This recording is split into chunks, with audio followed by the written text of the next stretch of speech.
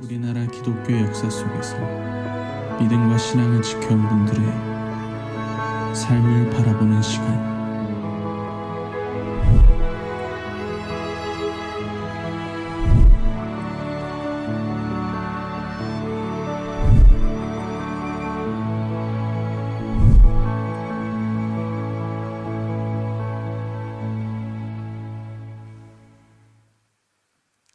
네, 안녕하세요. 청년부 백일주 전도사입니다.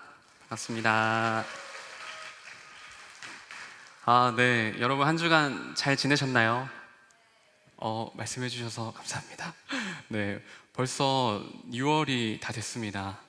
벌써 이 2023년이 절반이 지나가고 있어요. 그래서 우리 양옆에 있는 분들에게 이렇게 인사했으면 좋겠는데요. 하반기도 힘내자 이렇게 인사하면서 네, 감사합니다. 여러분 모두 한 반년 동안 고생 많으셨고 또 남은 반년 힘내주시기 바랍니다. 새롭게 시작하는 6월을 맞이해서 또 새로운 시리즈 설교가 시작이 됐습니다. 이번에는 그 믿음의 사람들 열전이라는 테마로 한국에서 참 믿음의 삶을 살아내신 분들을 하나하나 조명해 보려고 해요. 그런데 처음에 이제 시리즈 설교를 제안할 때 이제 최재형 목사님께서 먼저 제안을 해주시거든요. 근데 작년에 저희 양화진 열전 혹시 기억나시나요? 네, 감사합니다. 혹시 어떤 인물들이 기억나시나요?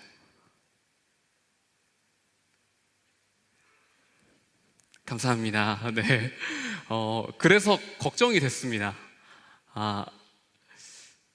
제가 그때 당시에 소다 가이치라는 인물에 대해서 얘기했었거든요. 양화진 그 안에 묻혀있는 선교사님들 중에 유일한 일본 분을 제가 소개해드렸습니다.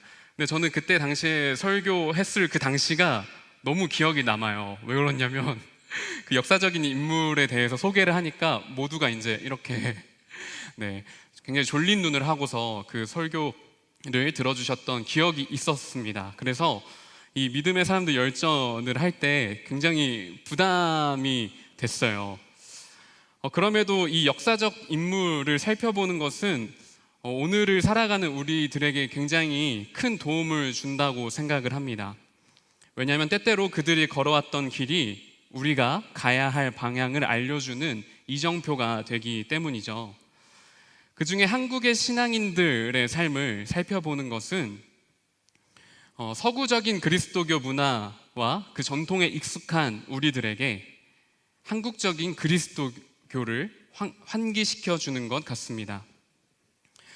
오늘 우리가 살펴볼 믿음의 사람 또한 한국적 전통 안에서 그리스도교 신앙을 가지고 살아갔던 사람이라고 이야기할 수 있습니다. 혹시 여러분들은 CR 함석헌, 마라토너 손기정, 의사 장기려라는 이름을 한 번쯤 들어보셨죠? 네, 아마 한국 근현대사를 배우면 종종 등장하시는 분들이죠. 그런데 이들에게는 몇 가지 공통점이 있습니다. 그 중에 하나는 이들 모두가 일제강점기라는 시대의 암울한 상황을 겪으면서도 그것에 굴하지 않고 자신의 해야 할 바, 그 도리를 다했다는 것입니다. 나아가 이들의 일생은 다른 사람들에게 한 줄기 희망과 빛이 되어 주었죠. 또 한 가지 공통점이 있습니다. 그것은 이들이 가장 큰 영향을 받았던 인물이 있는데요. 그분이 바로 오늘 우리가 살펴볼 김교신 선생입니다. 김교신 선생은 1901년 4월 18일 함경남도 함흥에서 태어났습니다. 그는 나름 유복한 가정에서 태어나서 좀 행복하게 자라다가 일찍 아버지를 여의게 됩니다. 일찍 아버지를 여의고 어머니와 삼촌의 도움을 받아서 자라게 되죠. 그에게는 공부에 뜻이 있었던 것 같아요. 함흥보통학교, 사진 혹시 있나요? 함흥보통학교에서 그곳에 입학해서 열심히 공부를 이어갔습니다. 그는 10살 때부터 일기 쓰는 것을 되게 좋아했다 그래요. 그래서 글쓰기에 굉장히 재능이 있었던 것 같아요. 그리고 그가 또 대단하다고 느껴지는 게 12살이 되는 해에 4살 연상과 결혼을 합니다. 네. 그때 당시에 이제 대부분 남성들은 17세가 되어야 이제 결혼을 하거나 결혼을 할 수 있었다고 하는데, 그것을 감안하고 봐도 굉장히 빠른 나이죠. 굉장히 빨리 이 김교신 선생은 가정을 꾸렸습니다. 게다가 8명의 자녀를 두었다고 해요. 그의 인생에서 본격적인 인생의 서막은 1919년 3월 1일 그 3.1 운동 이후 본격적으로 시작이 됩니다. 김교신은 함흥에서 일본의 식민 통치를 반대하는 3.1 운동에 굉장히 적극적으로 참여합니다. 그는 직접 태극기를 만들어서 교회와 학교 이곳저곳에 태극기를 나눠주는 그런 운동을 적극적으로 참여했다고 합니다. 그 결과 때문이었는지는 모르겠지만 그 김교신의 재산을 이렇게 관리해 주던 삼촌이 일본의 수색을 받게 됩니다. 그리고 그 일 이후에 이제 김교신은 1920년이 되던 해에 일본 유학을 떠나요. 아마도 이때를 회상하면서 불공대천의 철심을 품고 동해를 건넜다라고 이렇게 회심한 장면이 있는데, 쉽게 얘기해서 이를 갈면서 일본으로 넘어갔다라고 이야기를 합니다. 김교신은 동경에 건너와 세이소쿠 영어학원을 거쳐 동경 사범학교에 입학을 했습니다. 보이는 사진이 입구라고 하더라고요. 당시에 이제 동경 사범학교에 영문과로 진학을 했다가 농업에 관심이 있어서 지리박물과로 이렇게 전과를 했다고 합니다. 그리고 그는 우연히 동경 시내를 거닐다가 노방 설교를 듣게 되어서 그 설교에 감동하여 처음으로 동경에서 교회를 다니게 되었다고 합니다. 이후에 믿을 만한 목사님을 만났나 봐요. 그래서 그곳에서 신앙심을 고취시키고 또 그곳에서 세례를 받기까지 합니다. 그런데 신앙의 기쁨도 잠시 그가 다니던 교회에 내부 분란이 생겨요. 그래서 한바탕 싸움이 일어납니다. 그때 한 분이 쫓겨나는데, 그때 김교신이 굉장히 따르던 목사님께서 그 교회에서 쫓겨나는 사건이 일어납니다. 그 일로 자신이 믿고 따르는 목사가 쫓겨나니 당연히 교회를 다니기 싫었겠죠. 그래서 한동안 방황을 합니다. 그러다 어느 한 성서 집회에 가서 기독교 사상가이자 교육자인, 또 일본의 제국주의적 침략을 반대한 평화운동가인 우찌무라 간조라는 인물을 만나게 됩니다. 김교신은 평소 이분의 서적을 자주 접했다고 해요. 따라서 이분의 많은 사상과 가르침을 굉장히 동의하면서 지냈겠죠. 그래서 이 우찌무라 간조라는 사람의 아래에 들어가서 7년 동안 신학과 다양한 이 세상을 보는 법을 배우기 시작합니다. 그때 당시에 우리가 잘 알고 있는 함석헌 선생님도 그때 같이 공부를 했다고 전해지고 있습니다. 우찌무라 간조를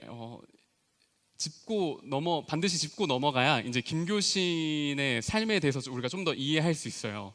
우찌무라 간조의 사상은 다양하게 있지만 저는 크게 2가지로 간추려서 한번 설명을 해보겠습니다. 첫 번째는 무교회주의입니다. 간혹 이 무교회주의라는 말을 오해하시는 분들이 있어요. 무교회주의? 그 교회가 필요 없다는 말인가요? 이렇게 생각하시는 분들이 제법 많이 있습니다.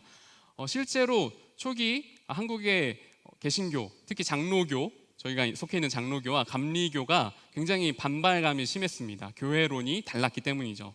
근데 이것은 교회를 부정하는 주의가 아닙니다. 이것은 쉽게 얘기해서 성직자와 평신도의 그 그 계급 구조를 부정하는 입장입니다.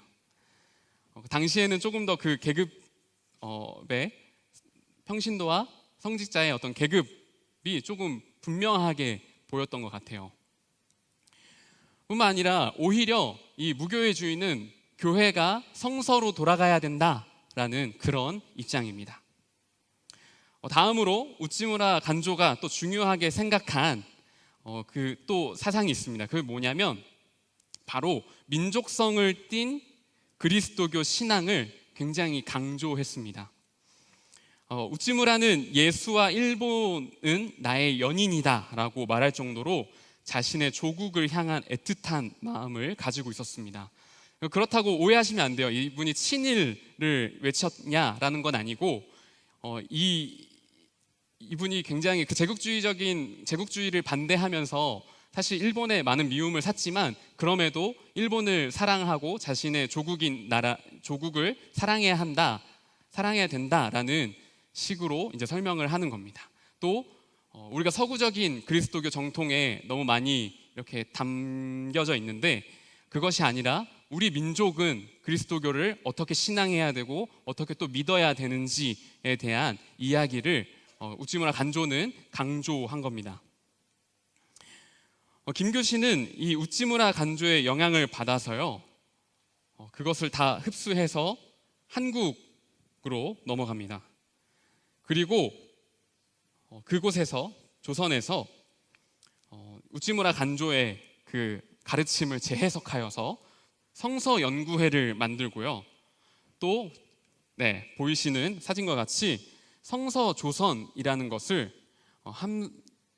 보이시나요? 함석헌, 송두용, 정상훈 등 6명과 함께 총 6명이 성서조선이라는 동인지를 만듭니다. 그런 동시에 김교신은 양정고등보통학교에서 학생들을 가르치기 시작했습니다. 이때 김교신이 처음으로 이제 그 손기정 선수를 만나게 돼요. 그리고 놀랍게도 김교신이 손기정 선수의 코치로 활동을 합니다. 하나 유명한 일화로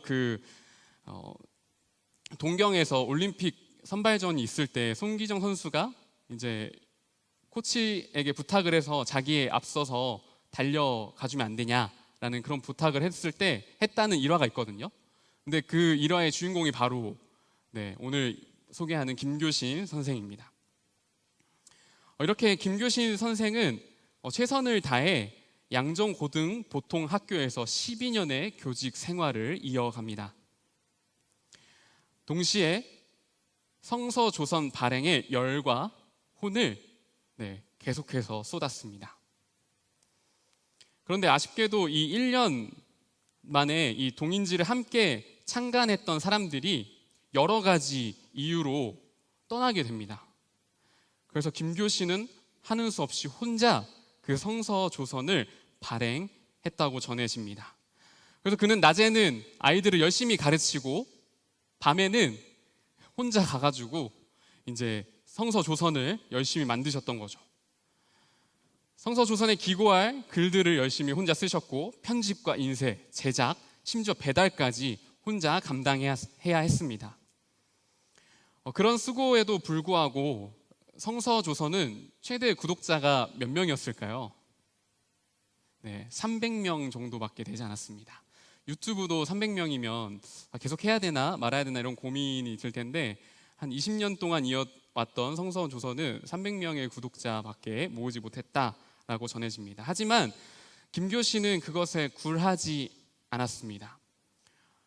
성서조선이 방금 이야기했지만 약 20년 동안 발행이 되었는데 오늘날 그 성서조선을 살펴보면요, 굉장히 다양한 이야기들이 실려 있었습니다. 성서조선에 신학 관련된 내용도 있었고요, 또 국내와 해외 정세에 관련된 이야기도 있었고 사회 이슈에 관련된 다양한 이야기들이 그 안에 담겨 있습니다.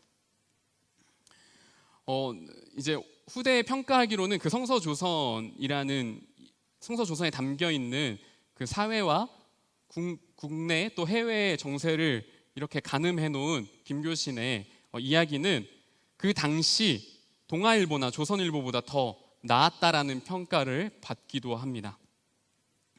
이처럼 김교신은 자신이 해야 할 일을 강직하게 해 나간 사람이라고 볼 수 있습니다. 그것은 그가 양정보고에서 12년의 교직 생활 중 마지막까지 조선어로 수업한 유일한 선생이었다라는 사실만 보더라도 그의 성품을 알 수 있습니다. 1940년대에 조선어 사용이 일본이 그때 당시 조선어 사용을 금지했습니다. 아마 1939년인가 40년경인 것 같아요. 하지만 김교신 선생은 자신의 수업 시간에는 끝까지 일본어를 사용하지 않고 또 일본이 조선의 식민을 정당화하는 내용을 비판하며 학생들에게 조선의 정체성을 가르쳤습니다. 하지만 오히려 그 학생들이 자신의 수업에 김교신이 일본어를 사용하지 않고 또 교과서와 다른 내용을 가르친다라고 해서 그 김교신 수업을 거부하는 일이 발생합니다. 따라서 양정보고는 김교신 선생을 결국 내쫓게 되죠. 이후로 오늘날 경기고등학교의 전신인 제1고등보통학교에 다시 김교신 들어가게 됩니다. 하지만 그곳에서도 비슷한 이유로 6개월 만에 그 학교에서 쫓겨나게 되죠. 또 다시 송도 고등보통학교에 부임을 했으나 중간에 성서조선 사건, 아까 얘기했던 동인지 그 잡지와 관련된 사건으로 인해서 김교신은 옥에 갇히게 되었습니다. 이 성서조선 사건은 당시 성서조선의 머릿말에 실린 이 조화라는 글 때문에 생긴 일입니다. 이 조화라는 말의 뜻은 보시다시피 개구리의 죽음을 애도함입니다. 이 조는 조문할 때 그 조를 사용하고요. 그 와는 개구리 와자를 사용합니다. 이 글의 전문을 다 보여드리면 참 좋겠지만 시간상 제가 짧게 글의 내용을 요약해드리면요. 김교신 선생이 어느 날 송악산 어느 골짜기를 기도처로 삼아서 기도를 하고 있을 때였습니다. 기도를 한참 하고 있을 때면 그 김교신 선생 주변에는 개구리 떼들이 이렇게 몰려왔다고 합니다. 그리고 그 개구리들은 각자의 울음으로 함께 그 기도에 동참을 했다, 이렇게 이야기를 해요. 그런데 시간이 흘러 가을이 되고 또 겨울이 오니 개구리들의 울음소리는 더 이상 들리지 않게 되었습니다. 이듬해 봄이 되고 김교신 선생은 개구리의 생사가 궁금하여 골짜기 이곳저곳을 살펴보았습니다. 그리고 한 운덩이를 들여다보니 그 안에는 개구리들이 이렇게 동사하여서 사체만 널브러니 이렇게 펼쳐져 있었다고 합니다. 그래서 김교신 선생은 그 개구리의 사체를 하나하나 정성껏 땅에 묻어 주었어요. 그리고 혹시나 살아남은 개구리는 없는지 이곳저곳 살펴보다 어느 한 웅덩이에서 열심히 헤엄치고 있는 개구리를 발견하게 되었습니다. 그리고 김교신 선생은 그 장면을 보며 이렇게 이야기합니다. 아, 전멸은 면했나 보다. 이 조화라는 시는 이렇게 영탄하며 글을 마무리합니다.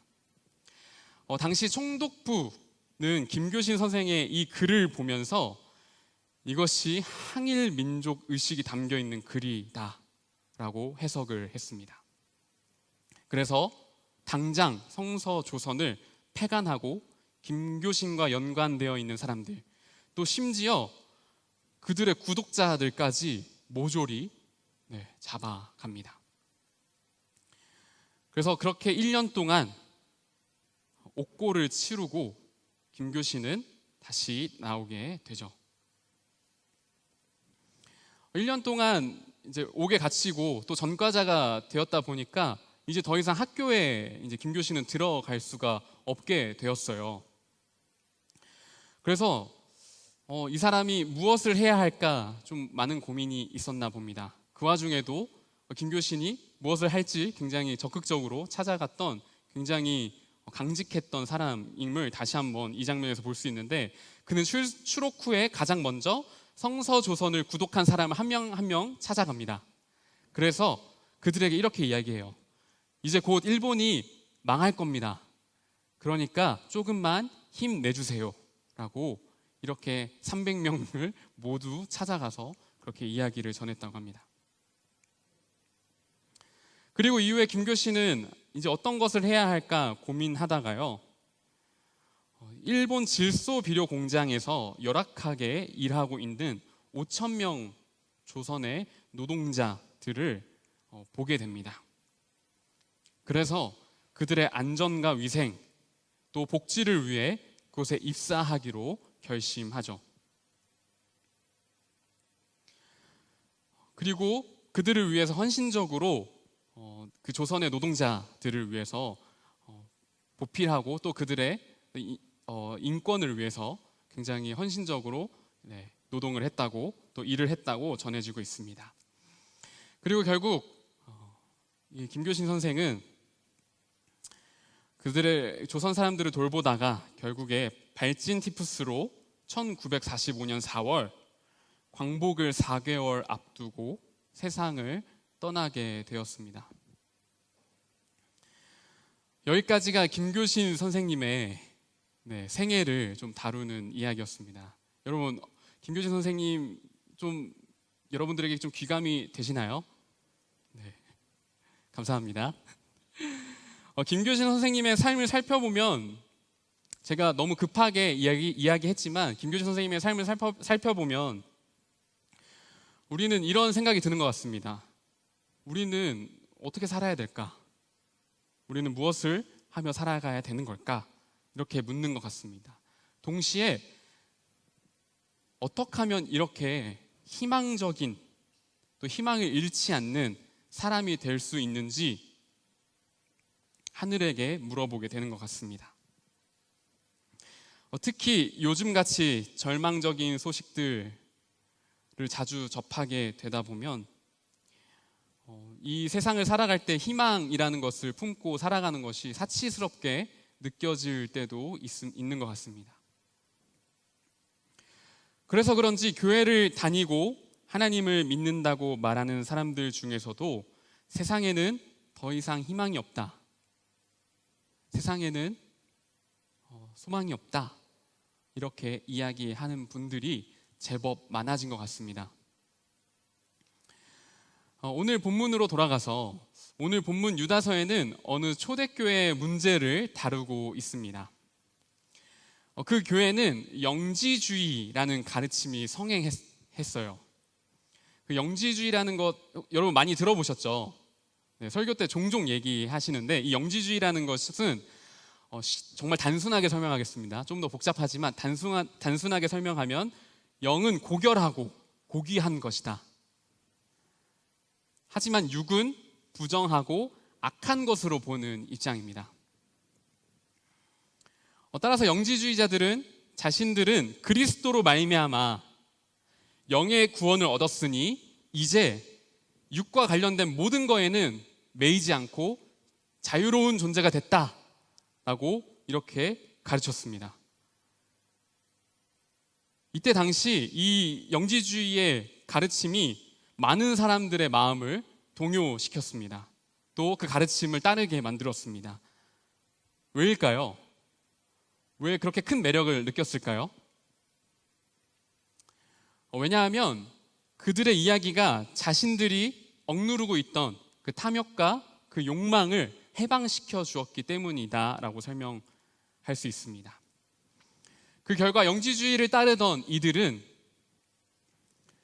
많은 사람들이 자신이 그냥 하고 싶은 대로, 자신이 살고 싶은 대로 살아가기 시작했고, 방종하고 또 무책임한 삶을 살아가기 시작했습니다. 그런데 저는 이 영지주의라는 것이 오늘날 한국 교회에도, 많은 교회에도 여전히 성행하고 있음을 느낍니다. 많은 교회들이 그리스도교 신앙을 소개하고 가르칠 때 소위 믿으면 장땡이다, 장땡이라는 표현을 쓰진 않죠. 믿으면 다 돼, 믿기만 해 라는 식의 가르침을 전합니다. 하나님을 믿으면, 그리스도를 믿으면 천국에 갈 수 있으니 믿기만 하면 끝이다, 이렇게 가르칩니다. 속으로 이런 생각하고 있죠. 나 그거 아니었어? 약간 네, 이렇게 생각하고 계시는 분들도 있을 것 같아요. 그 영지주의, 또 이렇게 믿으면 장땡이다라는 식의 생각은 세상이 어찌되든 상관이 없는 그러한 신학과 종교가 되어버렸습니다. 오히려 세상에는 소망이 없다 가르치면서, 또 세상은 악한 곳이니 그 세상과 너희가 분리되어야 된다라고 이야기하면서요, 너희 스스로를 정결하기에 힘써라, 너의 영혼을 잘 챙겨라, 이렇게 이야기하고 많이들 가르칩니다. 내 몸과 마음을 먼저 지키는 것이 우리에게, 또 한국교회에게는 가장 중요한 것이 되어버렸습니다. 그리스도교 신앙을 가지고 또 하나님을 믿는다고 말하는 사람들이 세상에 일어나는 문제와 사건에는 너무나도 무관심합니다. 난 아니다라고 생각하실 수도 있죠. 대부분은 자신과 관련돼 있으면 관심을 갖고, 나에게 직접적인 피해가 없거나 나와 상관없는 일들에 대해서는 크게 관심을 갖지 않습니다. 그것이 어쩌면 오늘날 우리의 모습인 것이죠. 그러면서 세상은 악한 곳이라고 계속해서 이야기하죠. 저 세상 봐봐라, 얼마나 악하냐, 여기서 일어나는 일들 봐라, 어떻게 여기에 소망이 있다라고 이야기할 수 있냐, 그렇게 말하면서 자신도 그 방관하는 한 명의 사람으로서 동조합니다. 점점 그리스도인이라 자부하는 사람들이 교회 안에 울타리를 높이 스스로 세워 나가고 있습니다. 이들에게 세상은 그냥 희망이 없는 곳, 소망이 없는 곳입니다. 이러한 모습은 과거의 영지주의자들의 모습과 매우 흡사하게 느껴집니다. 오늘 유다서는 영지주의로 방황하는 교회, 그리고 그 사람들에게 이렇게 이야기합니다. 1장 20절, 25절의 말씀을 세 번역으로 저랑 하나씩 교독해서 읽어주시면 감사하겠습니다. 그러나 사랑하는 여러분은 가장 거룩한 여러분의 믿음을 터로 삼아서 자기를 건축하고 성령으로 기도하십시오.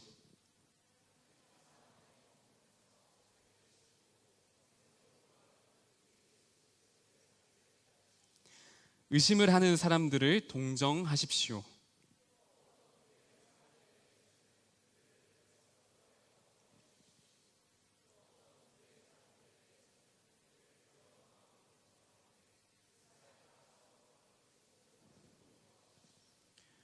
여러분을 넘어지지 않게 지켜주시고 여러분을 흠이 없는 사람으로 자기의 영광 앞에 기쁘게 나서게 하실 능력을 가지신 분,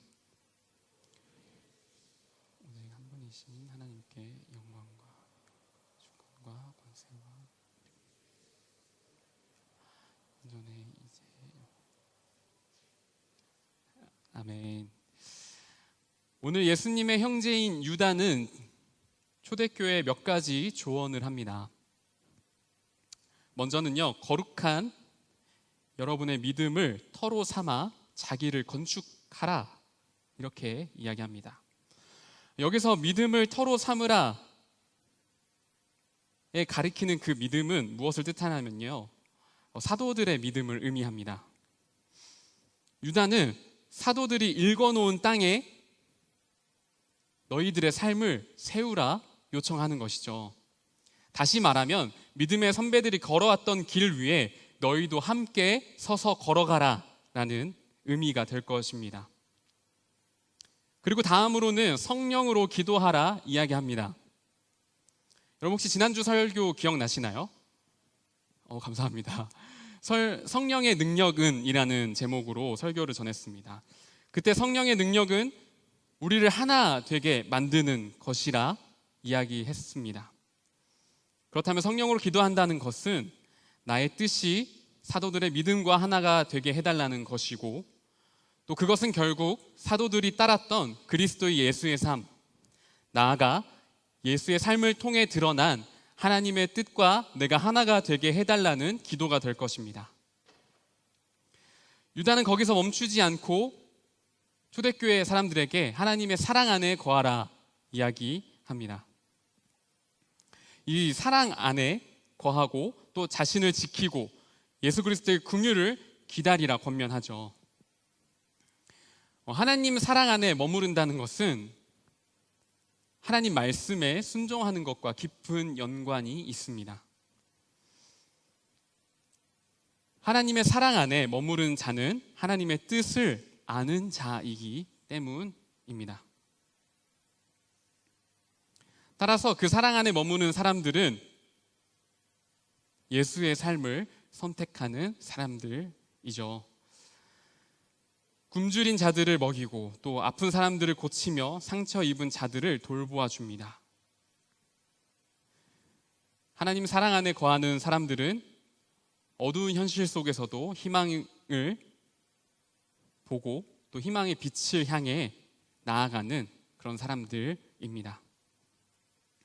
그리고 그 자신이 좋은 결실을 보지 못하더라도 희망을 잃어버리지 않는 사람을 뜻하는 것이겠죠.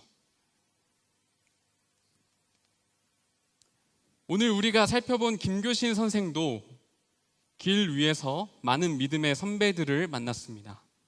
제가 너무나 빠르게 후다닥 얘기해서 아마 기억이 잘 나실지 모르겠지만, 김교신 선생은 노방 설교를 하던 전도자를 만났고요, 또 자신을 교회로 인도한 목사님을 만났고, 또 인생의 큰 이정표가 되어준 우찌무라 간조라는 사람을 만났습니다. 그리고 그 인물들 믿음의 터 위에 김교신은 자신을 건축한 사람이죠. 그리고 많은 신앙의 동지들과 함께 성경을 읽고 탐구하고 또 기도하면서 그 민족의 부름 앞에, 또 시대의 부름 앞에, 또 하나님의 부르심 앞에 공명했습니다. 그는 민족의 어두운 그림자 앞에, 조선의 노동자들의 서러운 현실 앞에 회피하거나 좌절하거나 방종하지 않았습니다. 그저 자신이 할 수 있는 일을, 자신이 해야 하는 일을 묵묵히 하는 희망의 사람이었습니다. 김교신 선생이 성서 조선에 기고한 조선의 희망이라는 글을 읽어보면 우리가 어떠한 태도로 삶을 살아가야 하는지 일깨워 줍니다. 제가 읽어드리겠습니다. 부흥전도가 대대적으로 일어나서 교회마다 성령의 불이 붙었다고 하는 것이 반드시 조선에 희망을 주는 일이 아니었음은 과거에 경험한 바이다. 사회 전반이 기독교적으로 변하여서 시장의 상인들까지도 예수쟁이 행세를 하지 않고는 살 수 없이 되는 일도 조선의 희망을 약속하는 일이 아니라는 것은 평안도 지방에서 벌써 경험했고 결론이 난 일이다. 또 신학을 하려던 청년이 많다든지 홀로 전도를 하겠다는 비장한 결심으로 영혼 구원 사업에 뛰어드는 사람을 보았으니 조선에 희망이 있다는 것도 아니다. 그러한 종류의 일로서 희망이 생기는 것은 결코 아니다. 신학이나 전도에만 거룩함이 있고 새로운 삶의 희망이 생기는 것은 아니다. 돼지나 닭을 치더라도 창조의 원리를 헤아리며 정직하게 하나님 앞에서 하는 일이라면 다 거룩한 일이요, 희망이 모든 조선 민족에까지 미치는 큰 사업이다. 우리의 희망은 거대한 사업의 성취나 신령한 사업에 헌신하는 데 있는 것이 아니라 진실한 인물의 출현에 있다. 그가 아무 사업도 성취한 것 없이 그리스도와 같이 무참하게 패배하는 것으로 세상 삶을 마친다 할지라도 좋다. 참다운 의미에서 하나님을 믿고 그와 함께 걷고 함께 생각하며 함께 힘써 일하는 사람이라면 우리의 희망은 오롯이 그에게 달려있다.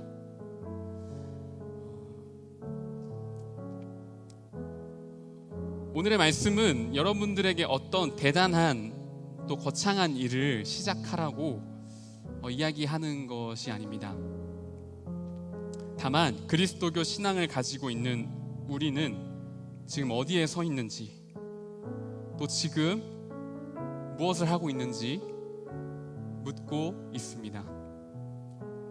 나아가 각 자리에서 희망의 사람으로 살아야 할 것이 아니겠냐라고 묻는 말씀입니다.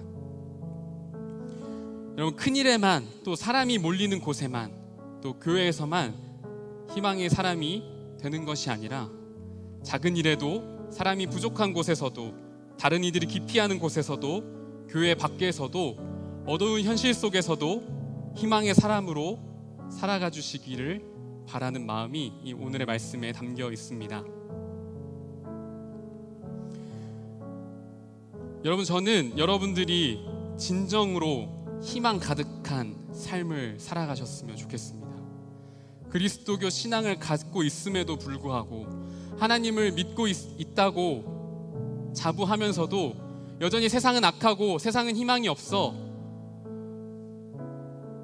그렇게 세상을 계속해서 나와 분리시켜 놓고 그렇게 살아가는 인생이 아니라, 하나님께서 만드신 이 피조 세계, 또 그리스도교 신앙을 우리에게 주셔서 이제는 너희가 그 세상의 희망이 되라고 요청하시는 그 부르심 앞에 여러분들이 반응하셨으면 좋겠습니다. 여러분들에게 희망이 있으신가요?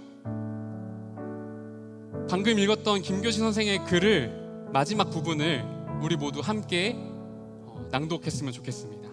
함께 읽겠습니다. 시작. 우리의 희망은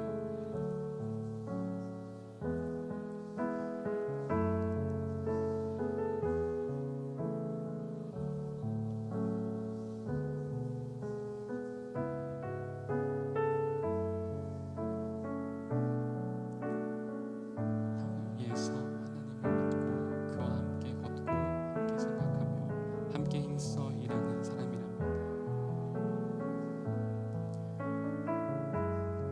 여러분, 희망은 우리의 일상 속에, 또 우리가 발을 딛고 살아가는 이 현실 세계에, 또 우리가 마주하는 모든 그 순간에, 또 세상 속에서 피어나는 것입니다. 그리고 그리스도교 신앙을 갖고 있는 이들로 하여금 그 세상을 살아가는 모든 이들이 희망을 발견해야 하는 줄을 믿습니다. 여러분, 희망의 사람으로 살아가 주시기를 부탁드립니다.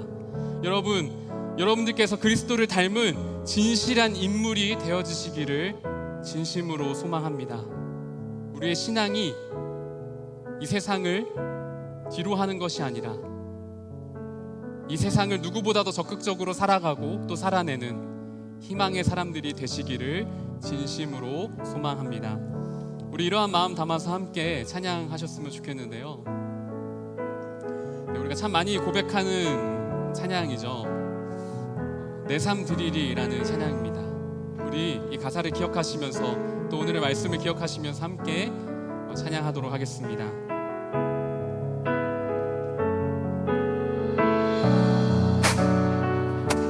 우리 함께 고백하겠습니다. 소망 없는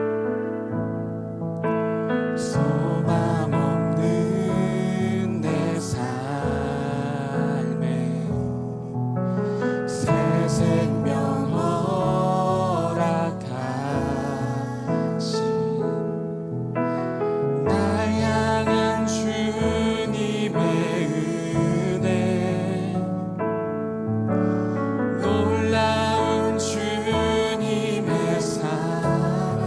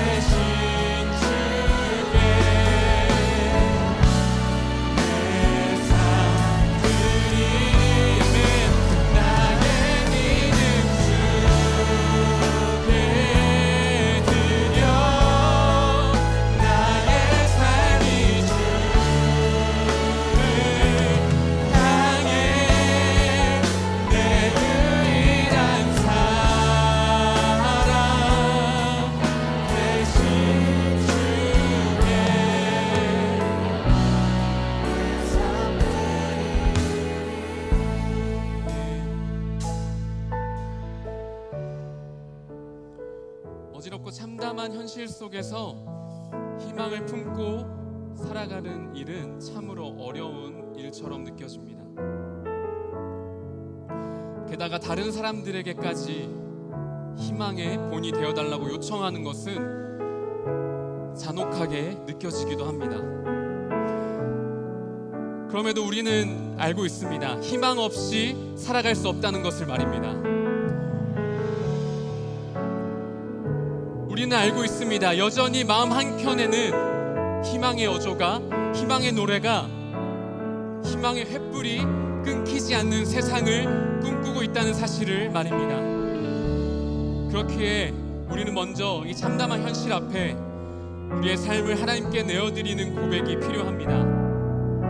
이 시간 기도합시다. 하나님, 우리가 삶에서 겪는 여러 가지 문제들, 경제적으로, 사회적으로, 관계적으로, 또 정서적으로 겪는 여러 가지 어려움들, 이 시간 주님께 맡겨드립니다. 주님, 우리를 긍휼히 여겨주십시오.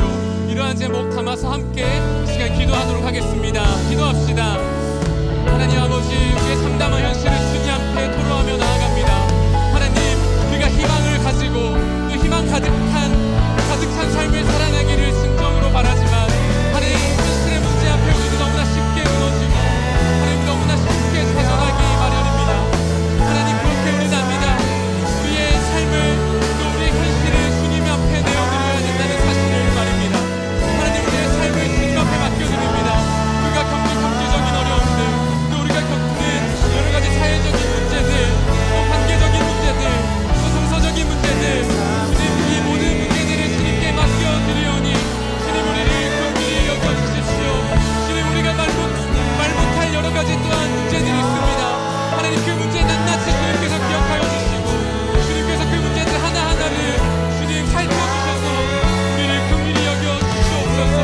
주님, 우리는 진정으로 우리의 이 좌절되어진 삶, 우리가 참으로 벗어나고 싶은 우리의 삶의 문제들을 주님 앞에 맡겨드리기 진정으로 바랍니다. 하나님, 우리의 이 좌절되어진 이 상황들을 주님 긍휼히 여겨주시고 주님 그 가운데 함께하여 주십시오.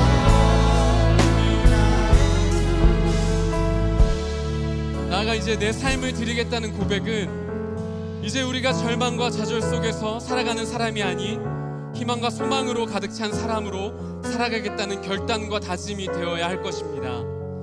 그러니 이 시간 우리 선포하며 기도합시다.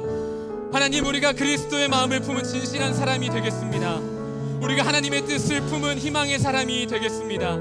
우리를 참 사람으로 빚어가 주십시오. 이러한 제목 담아서 함께 기도하도록 하겠습니다. 기도합시다. 네, 주님, 이제 우리의 삶을 드리겠다라는 고백은 더 이상 우리가 좌절과 그 어려움에 우리가 갇혀있는 것이 아니라 우리가 희망과 소망으로 가득 찬 이러한 삶을 살아내겠다는 우리의 다짐과 결단이 그 안에 담겨져 있습니다. 그러니 주님, 우리 가운데 함께하여 주십시오. 그 진실한 사람으로 빚어가 주십시오. 주님, 우리를 희망의 사람으로 빚어가 주십시오. 이 땅을 살아갈 수 있는 진정한 참 사람의 모습을 갖춘 사람이 되어질 수 있게 주님, 우리를 인도하여 주십시오. 주님, 우리가 진정으로 하나님의 마음과 하나님의 뜻을 품으며 살아갈 수 있는 그 귀한 명 한 명의 참 사람으로 서기, 또 그리스도의 신앙인으로 서기 진정으로 주님을 바랍니다.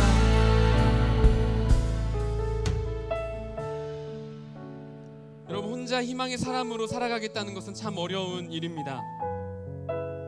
희망의 사람으로 살아내겠다는 것은 혼자서는 결코 할 수 없는 일입니다.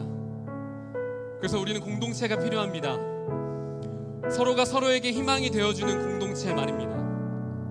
따라서 옆에 있는 친구들, 형제, 자매, 가족, 우리의 이웃들, 함께하는 우리 주변의 모든 사람들을 여러분 기억하십시다. 그리고 그들의 절망과 좌절 속에 떠내려가지 않도록 그들의 손을 꼭 붙잡아 줍시다. 하나님, 우리들은 서로가 서로에게 희망입니다. 서로가 넘어지지 않게, 또 서로가 어디론가 휩쓸리지 않게 우리가 함께 그들과 서겠습니다. 시간 이러한 제목 담아서요, 함께 우리의 이웃을 향한 또 사랑하는 마음 담아서 이 시간 함께 기도하도록 하겠습니다. 기도합시다. 주님, 이제 우리가 희망의 사람으로 살아가겠다는 것은 우리에게 주어진 이 공동체, 우리에게 주어진 사람들을 함께 품으며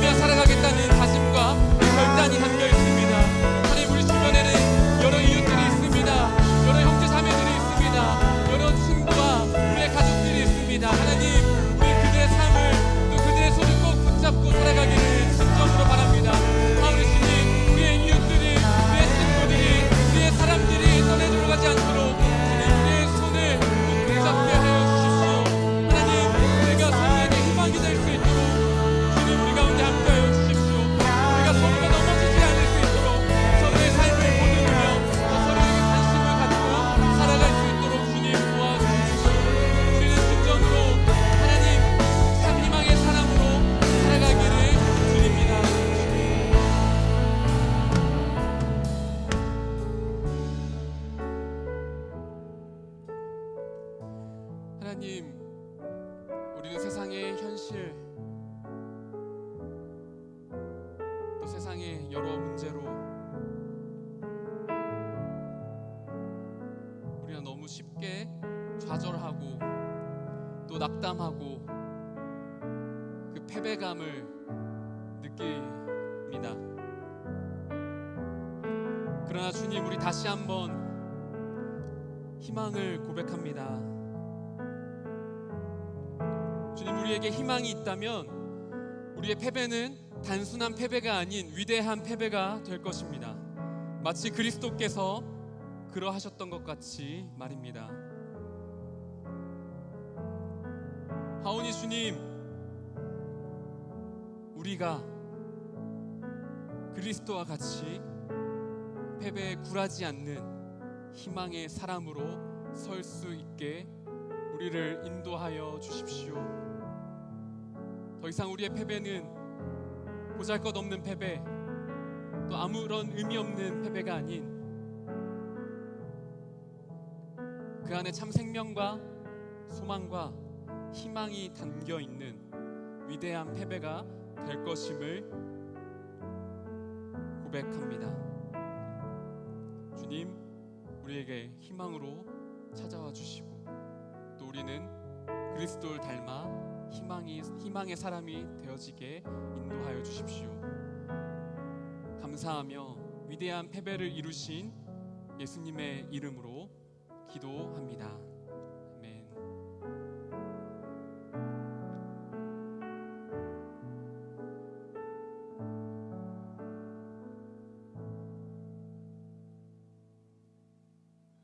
이제는 절망의 자리에 오셔서 소망의 꽃을 피워내신 우리 주 예수 그리스도의 은혜와 아버지 하나님의 신실하신 사랑과 소망의 증거가 되도록 우리의 삶을 인도하시는 성령 하나님의 도우심이 이제 절망의 땅에서 그리스도와 함께 살아가며 희망을 노래하고 희망을 전하며 살기를 원하는 모든 청년들의 삶의 자리 위에 이제로부터 영원까지 함께 하시기를 간절히 축원하옵나이다. 아멘.